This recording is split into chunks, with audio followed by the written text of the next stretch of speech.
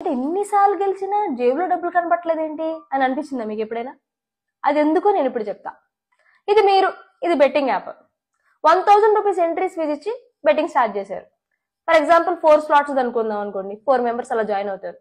4000 collect చేసింది betting app. ఈ 4000 విన్నర్కేనా? కాదు, 28% జిఎస్టీ డిడక్షన్. అంటే 1120 పోగా 2080. ఇది విన్నర్కే కాదు.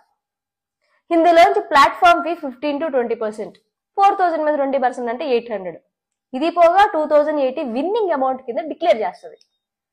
చాలా కాన్ఫిడెంట్ గా అబ్బా 1000 పెడితే 2080 రూపీస్ వస్తున్నాయి అనుకుంటున్నారు కదా, కానీ కాదు. ఈ 2080లోంచి 31.2% టీడీఎస్ డిడక్ట్ చేసి నీకు ఇస్తుంది విన్నర్కి. అంటే 640 రూపీస్ చేంజ్ తీసేగా 1430 రూపీస్. సరే, బ్యాంక్ ఛార్జెస్ అవి పోను, 1400 రౌండ్ ఫిగర్ వేసుకున్నాం. 1000 పెడితే 1400 విన్నర్కి వస్తుంది.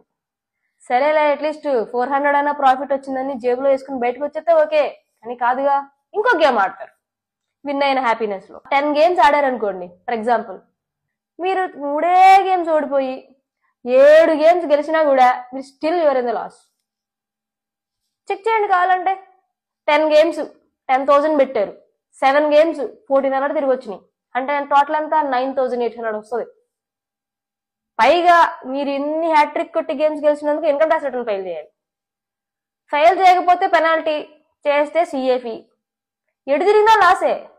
ఎవరికి లాస్ లేని ఇంపాక్ట్ ప్లేయర్ ఎవరైనా ఉంటుంది గవర్నమెంట్. 28% GST, 31.2% TDS.